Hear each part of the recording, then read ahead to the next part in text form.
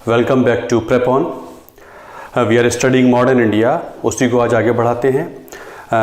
Advent of European से लेकर governor general of India Dalhousie तक वी हैव स्टडीड। अब उससे आगे बढ़ते हैं। तो there had taken place the revolt of 1857। हो गया है रिवोल्ट ऑफ 1857। डलहौजी तक रूल होते होते 100 साल हो चुके थे और बैटल ऑफ प्लासी से लेकर 1856 तक, डलहौजी के रूल तक, ऐसे कई सारे कारण हैं जिन कारणों की वजह से इंडियन सोसाइटी में अनरेस्ट फैल ही चुका था। चाहे वो हैंडीक्राफ्ट इंडस्ट्री हो, वो रियून हो चुकी थी, चाहे वो किसान वगैरह हो, वो ख़त्म हो चुके हैं। सब कुछ इंग्लैंड से आता है, यहाँ का कच्चा माल वहाँ चला जाता है, सामान बन के यहाँ महंगा बिकता है, कच्चा माल सस्ता ख़रीदा जाता है। तो वो 100 सालों के कई सारे कारण हैं जो हालात ख़राब कर ही चुके थे। इसी में तत्कालीन कारण के तौर पे रिवोल्ट हो जाता है। Immediate cause was something was there, जो रिजल्ट के तौर पे इरप्ट हो जाता है। यूजुअली इंडियंस के पास, चूँकि इंडियन इंडस्ट्री डेवलप हुई नहीं थी और जो थी वो ख़त्म हो गई थी, तो इंडियंस के पास नौकरी के दो ही साधन थे। या तो वो सिविल सर्विसेज में निचले ओहदों पर काम करें या कंपनी के में सैनिक बन के काम करें। तो जो सैनिक थे वो भारतीय हुआ करते थे। लेकिन सैनिकों को प्रॉब्लम होने लगती है तब जब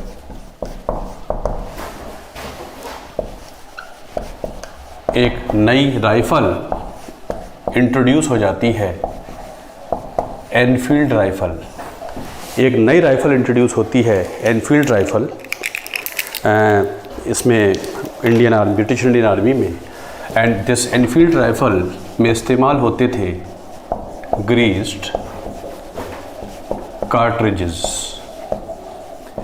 चर्बी युक्त कारतूस इसमें इस्तेमाल होते थे। पहले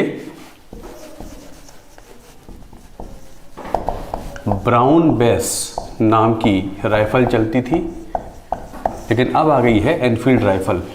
और एनफील्ड राइफल में चर्बी युक्त कारतूस हैं और सोल्जर्स जो अवध क्षेत्र से ज़्यादा आते हैं और हिंदू मुस्लिम से ज़्यादा हैं, उनको ये पता है कि ये जो ग्रीस बनी है, it has been manufactured from the fat of cow and pig.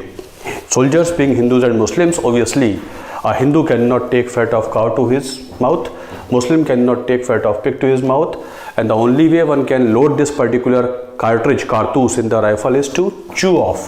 वो जो ग्रीजी कागज़ है उसे मुंह से काटा जाएगा, फिर लोड किया जाएगा। और हिंदू और मुस्लिम सैनिक इसे एक्सेप्ट करने को तैयार नहीं है। उनका ये कहना था, अंग्रेज़ों की नीति ही क्रिश्चियनिटी को स्प्रेड करना है और ये हमको धर्म बदलने की तरफ उनका ये कदम है। तो वो धार्मिक कारणों से इसको इस्तेमाल करने को तैयार नहीं है। तो रिवोल्ट का जो तत्कालीन कारण था वो था the introduction of Enfield rifle, जिसमें ग्रीस कार्ट्रिजेज इस्तेमाल होते हैं, जिसमें जो चर्बी इस्तेमाल हुई है वो काऊ और पिग की इस्तेमाल हुई है। इसको लेकर रिजेंटमेंट है, सोल्जर्स नहीं रेडी हैं। और 29 मार्च 1857 को मेरठ में नहीं, बैरकपुर छावनी में, मेरठ में नहीं बैरकपुर छावनी में अ सोल्जर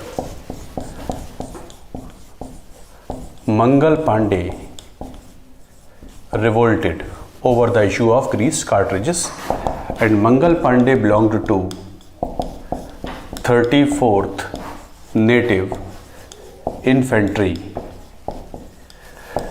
ये जो इवेंट हुआ है ये बैरकपुर बंगाल में हुआ है, मेरठ में नहीं हुआ है। मंगल पांडे की बटालियन का नाम 34th नेटिव इन्फेंट्री है।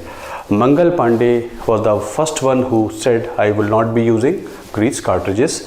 जब ये पता लगता है तो जो कमांडर है लेफ्टिनेंट बॉग, उसको उसने शूट करने की कोशिश की है। And this was the reason finally कि मंगल पांडे को फांसी हो जाती है। तो Mangal Pandey was the first one who was hanged on the issue of greased cartridges as he When he was forced, he tried to shoot his officer Lieutenant Bogg at Barrackpore छावनी। ये issue हो जाती है और यहीं से रिवोल्ट फिर फैलने लगता है। तो ये बैरकपुर की बात है। अब जब ये बैरकपुर में हुआ है तो मेरठ के सैनिकों ने भी इसको इशू बनाया है और अप्रैल 1857 में वहाँ भी 3rd कैवलरी के सैनिक तैनात हैं, वो भी रिवोल्ट के फॉर्म में आ गए हैं, वो भी ग्रीस कार्टेज इस्तेमाल नहीं करेंगे, ऐसा होने लगा है। अप्रैल में वहाँ रिवोल्ट हुआ है और फाइनली उसमें से कई सारे सैनिकों को 80 सैनिकों को कोर्ट मार्शल कर दिया गया है। पूरे अप्रैल भर मेरठ, जो आपको याद होगा, Dalhousie had shifted the ordnance depot from Calcutta to Meerut. तो मेरठ बहुत बड़ी छावनी थी, बहुत बड़ा कैंटोनमेंट था। आज भी मेरठ इंडिया में बहुत बड़ा कैंटोनमेंट माना जाता है आर्मी का। तो मेरठ में ये 3rd कैवलरी तैनात थी और जब उनको लगता है कि deployment of British officers and soldiers is quite less, तो उस दिन वो अपनी प्लानिंग चल ही रही थी, उन्होंने रिवोल्ट कर दिया था अप्रैल के महीने में और किसी तरीके से फिर फाइनली वो दबा भी दिए जाते हैं। लेकिन जब सोल्जर्स को पता लगता है, उनमें से बहुत सारे अरेस्ट भी हो गए हैं कि 10 मई के आसपास, मई के पहले हफ्ते में उनको ये अंदाज़ा है कि आज का डिप्लॉयमेंट थोड़ा हमारे फेवर में है, अंग्रेज़ अफसर और सोल्जर्स कम हैं, और तो उस 10 मई को उन्होंने वहाँ से रिवोल्ट किया है मेरठ से और स्लोगन दिया है, let us move to Delhi. Meerut के सैनिकों ने रिवोल्ट दिया था, दिल्ली चलो। आगे चल के सुभाष चंद्र बोस की आईए ने भी यही रिवोल्ट देगी, दिल्ली चलो। इस तरीके से they all came to Delhi, Delhi आ जाते हैं इस तरीके से on 12th of May.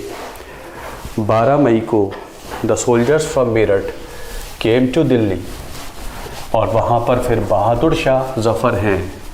Bahadur Shah Zafar last Mughal emperor हैं। बहादुर शाह जफ़र को वो प्रोक्लेम करते हैं as the leader of the revolt, we still consider you as the emperor of India, you being the emperor of India you should lead the revolt. इस तरीके से जब बहादुर शाह जफ़र ने दिल्ली के लाल किले से ऐलान किया है तो फॉर्मली रिवोल्ट शुरू हो जाता है फिर दिल्ली से। This way revolt started from Delhi on 12th of May 1857। वहाँ से फिर रिवोल्ट शुरू होने लगता है।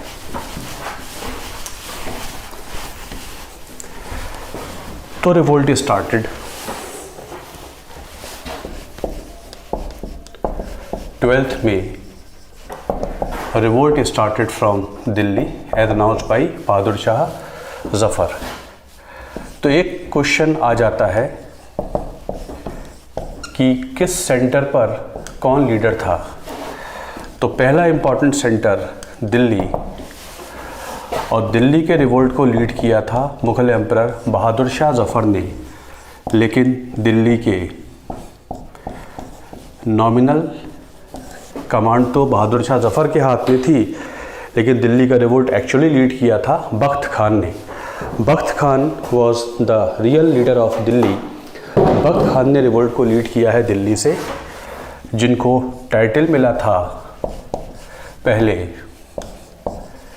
साहिब ए आलम बहादुर। बख्त खान को बोला गया था साहिब आलम बहादुर। ये आपके एग्ज़ाम में ऐसे क्वेश्चन आ जाते हैं। तो Bakht Khan was the real commander of Delhi and Bahadur Shah Zafar was a nominal leader of revolt, whole revolt and also Delhi. Another important centre was Kanpur. नाना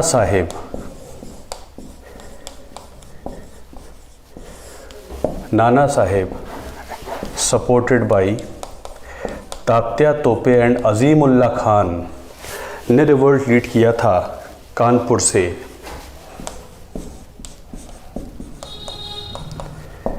लखनऊ के रिवोल्ट को लीड किया है बेगम हजरत महल।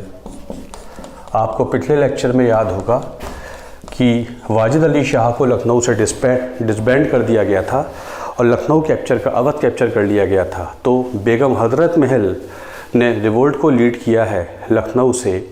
Wajid Ali Shah was the last Nawab of Awadh और अवध की जो नवाबशिप है वो शुरू हुई थी सादत खान के थ्रू 1722 में, जो हमने पहले डिस्कस किया था। तो लखनऊ से रिवोल्ट लीड कर रही हैं बेगम हजरत महल। सबसे important centre you all know was Jhansi.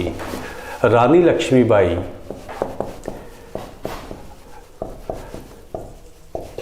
के हस्बैंड गंगाधर राव की डेथ हुई है और फिर उनके बेटे को वो राजा मानने को तैयार नहीं है डलहौजी, और डॉक्ट्रिन ऑफ लैप्स के तहत उसने 1853 में झांसी कैप्चर कर लिया था। This way Rani Jhansi led the revolt from this Jhansi and she was later supported by Tatya तोपे।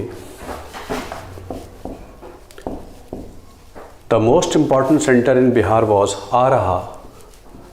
जगदीशपुर एक रियासत, उसके राजा कुंवर सिंह ने रिवोल्ट को लीड किया था आरा से। यूजुअली पूछ लिया जाता है आरा से रिवोल्ट को लीड किया है कुंवर सिंह ने। Kunwar Singh also called grand old man of revolt.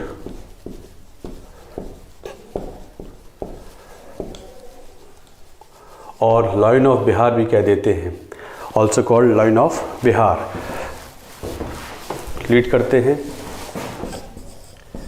Bareilly से रिवोल्ट को लीड कर रहे हैं खान बहादुर खान। बरेली से रिवोल्ट को लीड कर रहे हैं खान बहादुर खान। इस तरीके से इलाहाबाद भी सेंटर है, बनारस भी सेंटर है, छोटे बड़े बहुत सारे सेंटर हैं, लेकिन कुछ इम्पॉर्टेंट सेंटर रिवोल्ट के ये रहते हैं। मतलब रिवोल्ट ज़्यादातर नॉर्थ इंडिया तक सीमित रहा और साल भर चलता रहेगा रिवोल्ट। लेकिन जून 1858 में, और ये सब सेंटर सप्रेस होते जा रहे हैं, दिल्ली सप्रेस हो जाएगा, कानपुर हो जाएगा, लखनऊ हो जाएगा, ये सब इनको दमन करते जा रहे हैं अंग्रेज़। लेकिन जून 1858 में, साल भर बाद, Rani Jhansi died when she was fighting against Hugh Rose. Rani Jhansi की डेथ के साथ लगभग फॉर्मली रिवोल्ट ख़त्म हो जाता है। शी डाइड फाइटिंग ह्यू रोज। झांसी से वो ग्वालियर की तरफ हैं, वहाँ उनकी डेथ हो जाती है। तो she died fighting against Hugh Rose, the British commander Hugh Rose. With the death of Rani Jhansi the revolt 1 year effort came to an end. इस तरीके से रिवोल्ट का दमन हो जाता है। 1858 जून तक आते आते ये रिवोल्ट लगभग ख़त्म हो गया है। रिवोल्ट का एंड हो जाएगा। और रिवोल्ट एंड तो हो गया, रिवोल्ट का दमन तो कर दिया जॉन निकोलसन ने, कैंपबेल ने, हैवलॉक ने, ये सब वो कमांडर हैं। लखनऊ का जो कमिश्नर था उसका नाम था हेनरी लॉरेंस। रेजिडेंसी जला दी थी रिबेल्स ने, है ना, विद्रोहियों ने। हेनरी लॉरेंस लखनऊ का रेजिडेंट है, इंग्लिश रेजिडेंट है हेनरी लॉरेंस, उसको मार दिया गया है और रेजिडेंसी जला दी गई है। ये सब होता है, लेकिन अल्टीमेटली तो रिवोल्ट का दमन ही हो जाता है। रिवोल्ट एंडेड बाई जून 1858 तक रिवोल्ट का एंड हो जाएगा। रिवोल्ट ने ऐसा तो इम्पैक्ट दे दिया है कि रिवोल्ट का जो भी इम्पैक्ट आया है कि अब अंग्रेज़ ईस्ट इंडिया कंपनी के हाथ में भारत की सत्ता रहने नहीं देंगे। इस तरीके से भारत के लिए एक नया कानून पास हो जाएगा, government of India act 1858। It ended the rule of east India company. Company का रूल ख़त्म हो जाएगा। इस समय गवर्नर जनरल ऑफ इंडिया था कैनिंग, और इंग्लैंड की महारानी है विक्टोरिया। विक्टोरियाज प्रोक्लेमेशन ये पास हो जाएगा, कानून पास हो जाएगा। इस तरीके से ईस्ट इंडिया कंपनी का जो 1813 के चार्टर एक्ट में व्यापार ऑलमोस्ट ख़त्म कर दिया था, 1833 के चार्टर कानून में व्यापार पूरी तरीके से ख़त्म कर दिया था। कंपनी एक एडमिनिस्ट्रेटिव बॉडी के तौर पे काम करती है, और 1858 में कंपनी पूरी तरीके से ख़त्म हो गई है और कंपनी का रूल एंड हो जाता है by virtue of government of India act 1858 passed in the parliament of England. और direct rule of crown began. अब भारत को सीधे क्राउन खुद शासन करेगा, बीच में एजेंसी ईस्ट इंडिया कंपनी नहीं है। जो गवर्नर जनरल है उसके पद का नाम वायसरॉय भी हो जाएगा। अब वो एक्चुअली कहलाएगा governor general and viceroy of India. और the viceroy of India, viceroy का मतलब है वो क्राउन को रिप्रेजेंट करता है। And Canning became the first viceroy.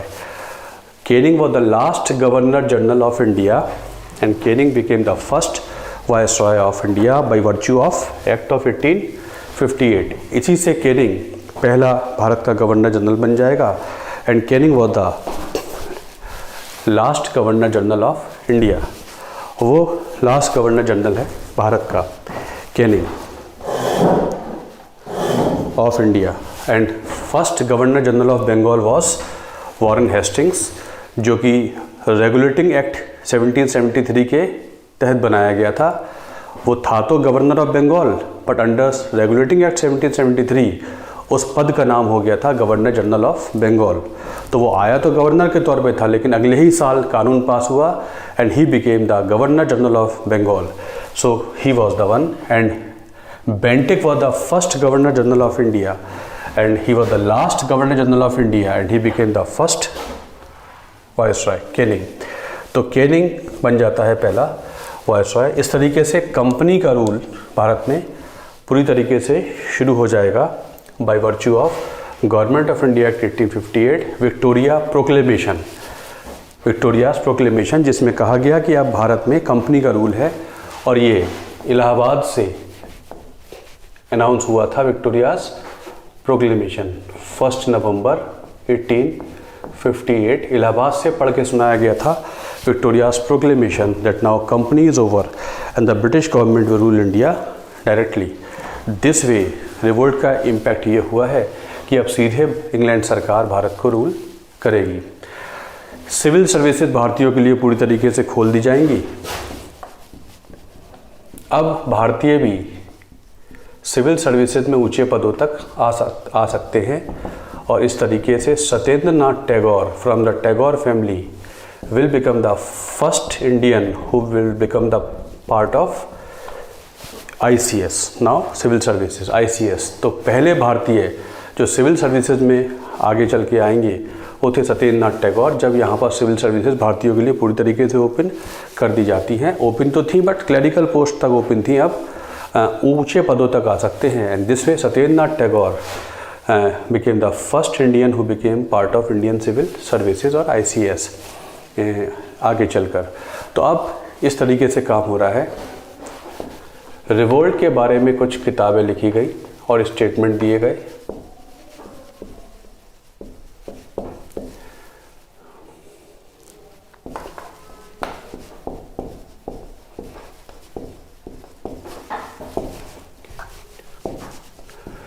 VD Savarkar ने बोला है it was the first Indian war of independence. Book भी है ये, VD Savarkar, first Indian war of independence 1857 by Satyendra Nath, SN Sen, Surendra Nath Sen. किताब का नाम है, ये बुक है 1857।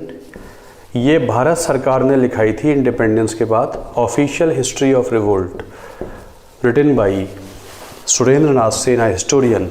ये भारत सरकार द्वारा लिखवाया गया इतिहास है रिवोल्ट का बाई सुरेंद्र नाथ सेन, हिस्टोरियन। तो इस तरीके से बहुत सारे इसके एनालिसिस हुए और सब ने अपने अपने हिसाब से इसे बोला है। दिस वे ये रिवोल्ट ख़त्म हो जाता है। Revolt was over in this way. अब भारत में आने लगे हैं वाइसरॉयज। अब भारत में वाइसरॉय काम करेंगे और अब सीधे इंग्लैंड भारत पे शासन कर रहा है, तो अब चेंज होने लगेगा।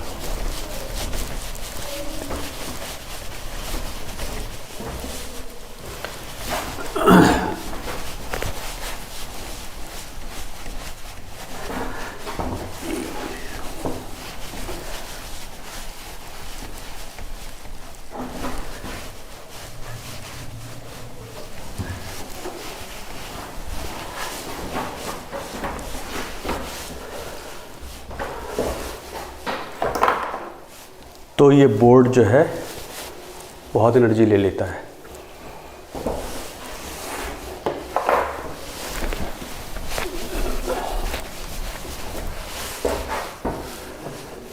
चलिए, तो अब 1858 से लेकर 1885 तक के पीरियड पे बात करते हैं। मतलब मैं आपको ले जा रहा हूँ कि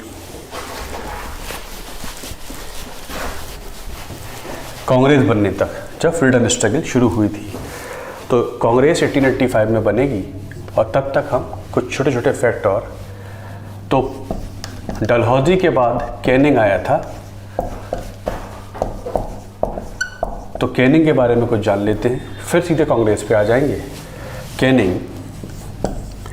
कैनिंग के समय ही रिवोल्ट हुआ था 1857 में, वो 1856 में आ गया है। और इसी समय भारत में 3 यूनिवर्सिटीज़ खोल दी जाती हैं, कलकत्ता, बॉम्बे एंड मद्रास। डलहौजी के समय एक वुड्स डिस्पैच आया था, आपको याद होगा। उसने रिकमेंड किया था कि लंदन यूनिवर्सिटी के बेस पर 3 विश्वविद्यालय खोले जाएं। So the first 3 universities which were founded in India one in 1857, Calcutta, Bombay and Madras universities खुल जाती हैं। 1860 में इंडियन पीनल कोड, भारतीय दंड संहिता लागू हो जाती है। 1861 में क्रिमिनल प्रोसीजर कोड पास हो गया है ब्रिटिश पार्लियामेंट में। ये जो कानून चला करते हैं कुछ 1860s के कानून हैं, कैनिंग के समय ये पास होने लगते हैं। 1861 में इंडियन काउंसिल्स एक्ट पास हो जाता है। 1861 में इंडियन काउंसिल्स एक्ट पास हो जाता है। अब तक चार्टर एक्ट आया करते थे, अब इंडियन काउंसिल्स एक्ट आया करेंगे। और ये एक पहला वाला है 1861 का इंडियन काउंसिल्स एक्ट। अब यहाँ पर कुछ काउंसिल्स काम किया करेंगी, पार्लियामेंट बनने की तरफ ये कदम है। 1861 में इंडियन काउंसिल्स एक्ट आ जाता है। इसी समय 1861 में हाई कोर्ट एक्ट पास हुआ है और कलकत्ता, बॉम्बे एंड मद्रास में 1862 में ये ओल्डेस्ट हाई कोर्ट्स हैं, कलकत्ता, बॉम्बे एंड मद्रास। अभी भी इन हाई कोर्ट्स के नाम Calcutta high court, Bombay high court, Madras high court हैं। Chennai high court, Mumbai high court या कोलकाता हाई कोर्ट नहीं है। पार्लियामेंट में बिल दाखिल हो चुका है कि इनके नाम चेंज कर दिए जाएं, बट अभी भी इनके नाम वही हैं, Calcutta, Bombay and Madras high court. 1862 में शुरू हुए थे, पास हो गया था बिल 1861 में high court, Calcutta, Bombay and Madras 1862 में। इसी समय इनकम टैक्स भी शुरू हुआ था। जेम्स विल्सन काउंसिल का फाइनेंस मेंबर था। जेम्स विल्सन ने इनकम टैक्स शुरू किया था इसी समय, और इसी एक्ट के तहत भारत में शुरू हो जाती है cabinet system of government, that is portfolio system of government, जिसे कहते हैं पार्लियामेंट्री सिस्टम ऑफ गवर्नमेंट, है ना, मैंने आपको पॉलिटी में बताया था। तो इससे ही मतलब गवर्नर जनरल वाइसरॉय, अब ये आप फाइनेंस मेंबर हैं, आप इंडस्ट्री मेंबर हैं, आप कॉमर्स मेंबर हैं, आप एग्रीकल्चर मेंबर हैं, मतलब वो डिपार्टमेंट बांटेगा एक एक मंत्री को। इसे कहते हैं पार्लियामेंट्री फॉर्म ऑफ गवर्नमेंट या पोर्टफोलियो सिस्टम या कैबिनेट सिस्टम। एक्चुअली इसी के तहत शुरू हुआ था भारत में पार्लियामेंट्री सिस्टम ऑफ गवर्नमेंट, जो हमने फिर कंटिन्यू किया था। तो there was Canning in 1856 to 1862, Canning हुआ करता है। फिर और गवर्नर जनरल वाइसरॉय आएंगे। उसके बाद फिर एक लिटन नाम का वाइसरॉय आएगा। लिटन बड़ा ही बदमाश है लिटन। वो कहता है भारतीयों को इतने अधिकार नहीं देने चाहिए थे, इसलिए मैं सब कुछ चेंज कर दूंगा। तो एक बहुत ही नेगेटिव कैरेक्टर का आगे चल के वाइसरॉय आया है, नाम है लिटन। 1876 टू 1880। इसी के समय हुआ है दिल्ली दरबार। 3 दिल्ली दरबार हुए हैं, पहला है ये वाला, दूसरा करजन के समय 1903 में होगा, एक 1911 में होगा। तो ये पहला दिल्ली दरबार है। 1877 में दिल्ली दरबार हुआ है और अनाउंस हुआ है कि queen Victoria is empress of India. Royal titles act पास हुआ था दिल्ली दरबार 1877 में। She is the empress of India. और कुछ इन्हीं दिनों भारत में बहुत बड़ा फेमिन चल रहा था, अकाल चल रहा था। अकाल के समय बहुत ज़्यादा पैसा वेस्ट किया गया था इस दिल्ली दरबार में जहां भारत के सारे राजा महाराजा बुलाए गए थे और Victoria was proclaimed as empress of India. वो आई नहीं थी, प्रोक्लेमेशन हुआ था। और ये फिर इल्ज़ाम लगता है कि जब भारत में अकाल की स्थिति है तब इतना पैसा सरकार वेस्ट कर रही है दिल्ली दरबार में। So there was Delhi Durbar in 1877 in the time of Lytton. Lytton ने पास किया है वर्नेकुलर प्रेस कानून। 1878 में वर्नेकुलर प्रेस कानून पास हुआ है जिसमें इंडियन प्रेस पर पाबंदियां हैं। That Indian press can not right any seditious articles. Sedition माने राजद्रोह, सरकार के खिलाफ नहीं लिख सकते। भारतीय प्रेस, भारतीय न्यूज़पेपर कोई ऐसा आर्टिकल नहीं छापेंगे जो देश के देशद्रोह हो या राजद्रोह हो। वर्नेकुलर प्रेस कानून इसने किस पे लगाया है? इंडियन प्रेस पे, नॉट इंग्लिश न्यूज़पेपर्स। याद रखना है, इंग्लिश न्यूज़पेपर्स पे नहीं था ये, भारतीय भाषाओं के अखबारों पर पाबंदी है क्योंकि अखबार निकलने लगे हैं। रिवोल्ट के बाद एक एजुकेटेड क्लास डेवलप हुई है और वो अंग्रेजी नीतियों की क्रिटिसिज्म करते हैं। तो और ये जो भारतीय अखबार हैं इनमें ही यही भारतीय जानते हैं, तो भारतीयों में रिवोल्ट की स्थिति और डेवलप ना हो जाए इसलिए भारतीय प्रेस पे इसने पाबंदी लगाई है। वर्नेकुलर प्रेस कानून 1878 में इसने पास किया है जिसको गैगिंग एक्ट भी कहते थे। गैगिंग एक्ट का मतलब होता है जब प्रेस पे पाबंदियां लगा दें तो प्रेस को गैग कहते हैं, मतलब उसका स्ट्रैंगुलेट, आवाज़ दबा देना, इसे स्ट्रैंगुलेटिंग एक्ट, गैगिंग एक्ट भी कहते हैं। तो इंडियन प्रेस पे पाबंदियां लगाने वाला था वर्नेकुलर प्रेस एक्ट में दिस वन। लिटन ने ये पास कर दिया है। सबसे ज़्यादा डेंजरस मेजर इसका यही था, इसीलिए जाना जाता है। 1878 में लिटन ने पास किया था वर्नेकुलर माने होता है देशी भाषाएं। वर्नेकुलर प्रेस कानून 1878 ये कहता है भारतीयों को सिविल सर्विसेज में ऊंचे पदों तक आने की परमिशन देनी नहीं चाहिए थी, इनके लिए एक सबॉर्डिनेट सिविल सर्विसेज बना दी जाए। ट्रायल भी हुआ लेकिन चल नहीं पाई, इसलिए इसे कहते थे he was the governor general with reverse character. He was called governor general viceroy with reverse character. ही कहता था 1857 से पहले वाले जो हालात थे उसमें ही भारतीयों को वापस ले जाओ, इनको ये जो अधिकार दिए जा रहे हैं कि सिविल सर्विसेज में आ जाओ, ये आ जाओ, ये सब बंद कर देने चाहिए। इसलिए उल्टी चाल रखता था, उल्टी सोच रखता था, कहलाता था वाइसरॉय विद रिवर्स करेक्टर, क्योंकि इसके बहुत सारे ऐसे एक्शंस हैं जो नेगेटिव करेक्टर के हुआ करते थे। आर्म्स एक्ट पास किया है इसने, no Indian can possess any arm. Arms act, बिना लाइसेंस के कोई इंडियन आर्म्स पजेस नहीं कर सकता विदाउट लाइसेंस। इंडियंस पे है ये, अंग्रेज़ों पे नहीं है। No Indian can possess any arms without licence, अंग्रेज रख सकते हैं। तो ये था लिटन जो डेंजरस माना जाता था। और लिटन के जो 4 साल थे उसने ऐसे हालात पैदा कर दिए हैं कि कांग्रेस, इंडियन नेशनल कांग्रेस बन के रहेगी, ऐसे हालात आ गए हैं। लिटन ख़त्म होता है, वापस जाता है और लिटन के बाद तुरंत आता है एक और बेहतर वाइसरॉय जिसका नाम था रिपन।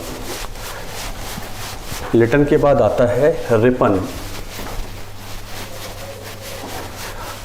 उल्टा है लिटन का, उल्टा है रिपन। तो आया है रिपन।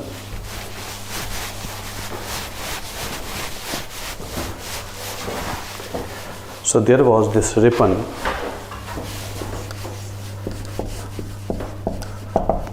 1882, 1884 रिपन। 1881 इसने वर्नेकुलर प्रेस एक्ट रिपील करा दिया है and he freed Indian press. इसने इंडियन प्रेस को लिटन के कानून से मुक्त कर दिया था। रिपील माने होता है खारिज करना। ऐसा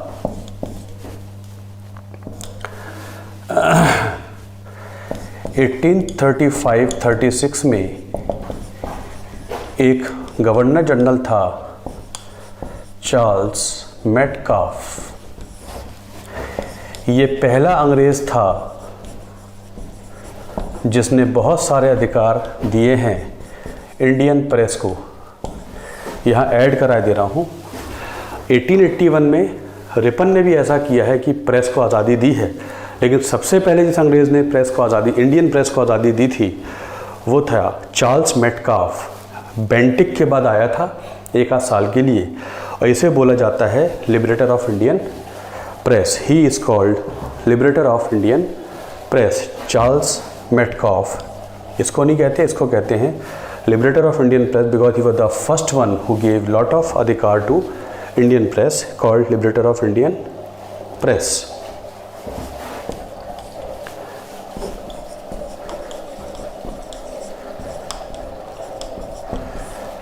First Indian newspaper was Bengal Gazette by James Hickey। 1780 के आसपास this was the first Indian newspaper by, अंग्रेज़ी था लेकिन ये भारत का पहला अखबार कहलाता है, अंग्रेज़ी में आया था, Bengal gazette by James Hicky. तो इंडियन प्रेस ऐसे शुरू काफ़ी पहले हो चुकी है। इसके बाद बड़ा योगदान राम मोहन रॉय का है। तो इंडियन प्रेस को सबसे पहले आज़ादी देने वाला था चार्ल्स मेटकाफ। ऐसे ही आगे चल के किया है रिपन ने। 1881 में फर्स्ट कंप्लीट सेंसस कराया था, जनगणना कराई थी रिपन ने। 1881 में पहला जनगणना कंप्लीट जो हुई थी वो रिपन ने कराई थी। वैसे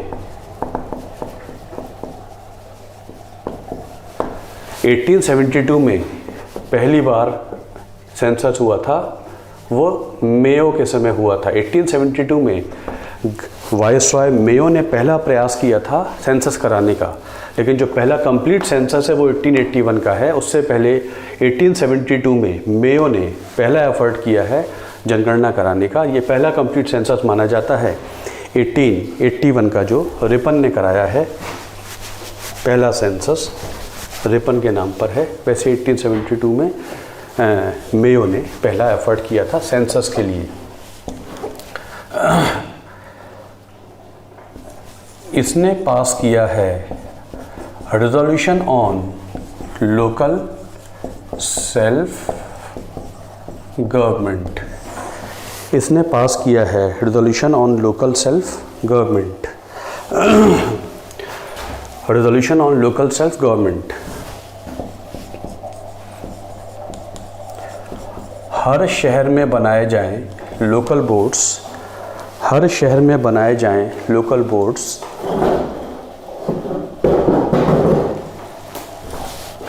इसने बोला है हर शहर में लोकल बोर्ड्स बनाए जाएं और उनको कुछ पावर्स और फंड्स भी दिए जाएं। हर शहर में म्यूनिसिपैलिटी हो और उसमें कुछ उनको पावर्स भी दी जाएं, फंड्स भी दिए जाएं। इसलिए ये कहलाता है father of local self government in India. इसलिए ऐसे कहते हैं father of local self government in India. Ripon is called father of local self government in India. हर शहर में कुछ लोकल बोर्ड्स होने चाहिए तो उनको कुछ पावर भी दी जाए। शहर के जो बेसिक काम हैं वो शहर की म्यूनिसिपैलिटी अच्छी तरीके से देख पाएगी, ऐसा ये कहता है। तो ये इसके कुछ कार्य हैं। डेट्स वगैरह इम्पॉर्टेंट नहीं हैं, ये सबसे इसके कार्य इम्पॉर्टेंट हैं।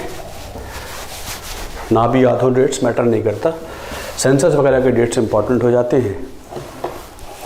तो ही is called father of local self government in India because इसने लोकल वोट्स वगैरह की बात कही है। कुछ इसी ने हंटर रिपोर्ट पास की है।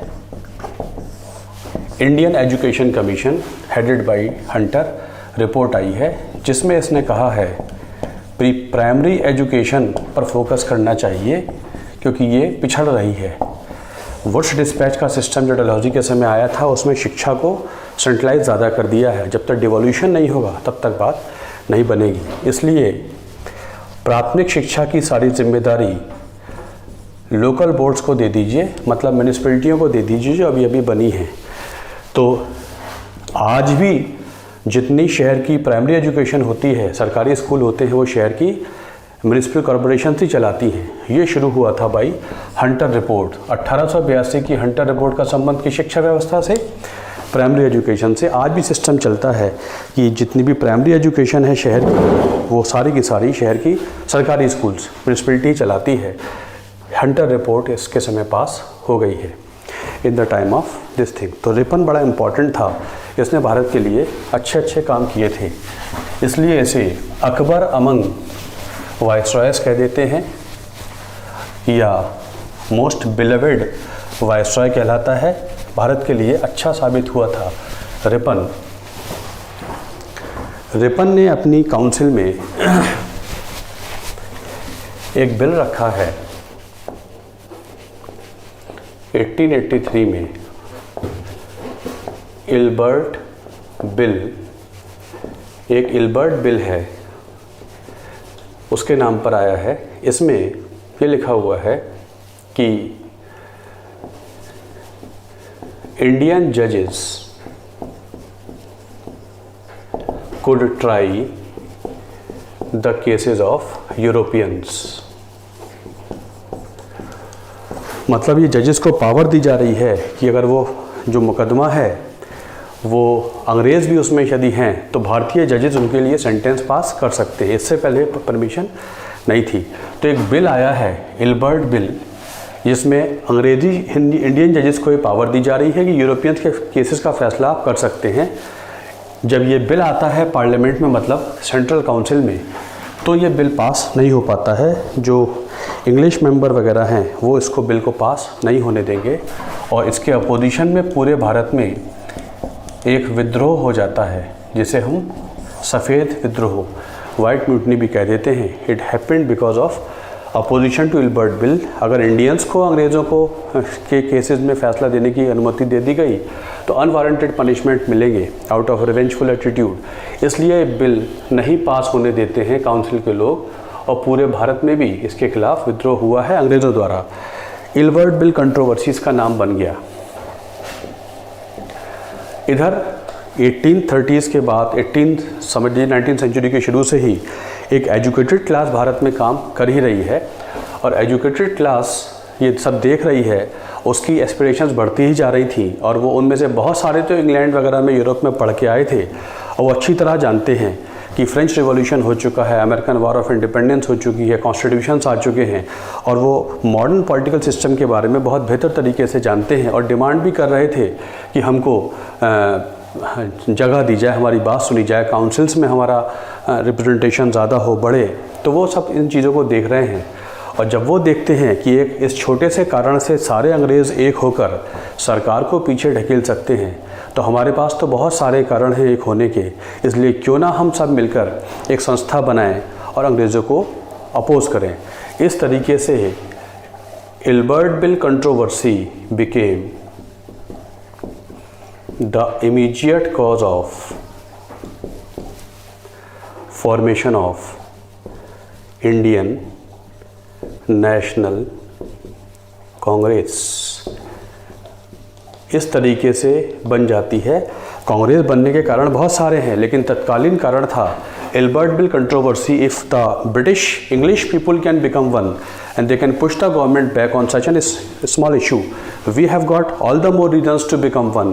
Let us unite together. वैसे तो बहुत सारी संस्थाएं काम करती जा रही हैं, लेकिन अब ये सब एक प्लेटफॉर्म पे आते हैं और शुरू कर देते हैं 1884 में इंडियन नेशनल यूनियन, जिसका नाम 1885 में दादा भाई नौरोजी बोल देंगे, Indian national Congress. This way Ripon के जाते जाते के समय बनने लगते हालात पैदा हो चुके थे और बन गई थी Indian national Congress. This way there was Indian national Congress that came into being. और कांग्रेस के बनने से ही शुरू हो जाती है फ्रीडम स्ट्रगल. इससे ही शुरू हो गई है फ्रीडम स्ट्रगल. और अब यहाँ से अंग्रेज़ों के रूल की उल्टी गिनती चालू हो जाती है. अब पढ़े लिखे लोगों ने कमान अपने हाथ में ले ली है. 1858 तक तो मेडिवल टाइप ऑफ रूलर्स थे जो रिवोल्ट लड़ रहे थे. अब कुछ educated people have come to the forefront and they have all the good ideas and they have all the rationality and logic to talk to English people. And now since they had taken the command in the form of good number of them, gradually English people will start yielding. World के हालात भी ऐसे होते जा रहे हैं कि अंग्रेज़ों को अल्टीमेटली भारत छोड़ना ही पड़ेगा. ये शुरुआत हो जाती है 1885 से, जब शुरू हो गई Indian national Congress. And the तत्कालीन कारण was Albert bill controversy. This way Ripon के समय, और वो जो इससे पहले लिटन था उसके समय वो हालात बन गए थे कि उसका रिजीम ऐसा था, रिएक्शनरी था कि इंडियंस प्रेशर फील करने लगे थे ज़्यादा पढ़े लिखे इंडियंस, और आगे चल के हालात ऐसे बन जाते हैं. तो रिपन के समय ये डेवलपमेंट हो जाता है. इतनी बात समझ में आ गई. यहाँ ये भी ऐड कर लीजिए, फर्स्ट फैक्ट्री एक्ट पास हुआ है रिपन के समय. फर्स्ट फैक्ट्री एक्ट, डेट में नॉट बी इम्पॉर्टेंट, जहाँ पर पहली बार एक ऐसा कानून बना है जहाँ पर चाइल्ड लेबर के खिलाफ काम हुआ था. तो which governor general of viceroy was the first one who undertook measures against child labour. तो आपका आंसर हो जाएगा दिस वन, रिपन. रिपन के समय फर्स्ट फैक्ट्री एक्ट पास हुआ है जिसमें चाइल्ड लेबर के अगेंस्ट काम होने लगा है. 7 साल से नीचे के बच्चे काम नहीं करेंगे और फैक्ट्री का सिस्टम रेगुलेट होना शुरू हुआ था. तो बहुत अच्छे अच्छे काम रिपन ने किए थे, इसलिए इसको most beloved of all governor generals and viceroy कहा जाता है. और इसी को Akbar among governors general of viceroy भी कह देते हैं. थोड़ा भारत के लिए बेहतर साबित हुआ था रिपन, और रिपन द ग्रेट भी कह देते हैं. इसका उल्टा था इससे पहले वाला Ripon. This way there started Indian national Congress in 1885. और यहाँ से शुरू हो गई है हमारी फ्रीडम स्ट्रगल. शुरू हो जाती है फ्रीडम स्ट्रगल. तो चलिए फ्रीडम स्ट्रगल हम अगले लेक्चर में करेंगे. Students, I am not able to give you regular lectures, but I will try to give them regularly. So please cope up with this development. जो भी चल रहा है इसको थोड़ा देख लीजिए. जल्दी ही सब खत्म हो जाएगा, कंप्लीट हो जाएगा कोर्स. तो डोंट बी एंग्री. आप में से कुछ एंग्री भी हो रहे हैं, है ना, डांट भी रहे हैं मुझे, तो डांटिए नहीं. सारा कोर्स पूरा होगा, जल्दी हो जाएगा. Thanks a lot. Work very hard. Thank you very much.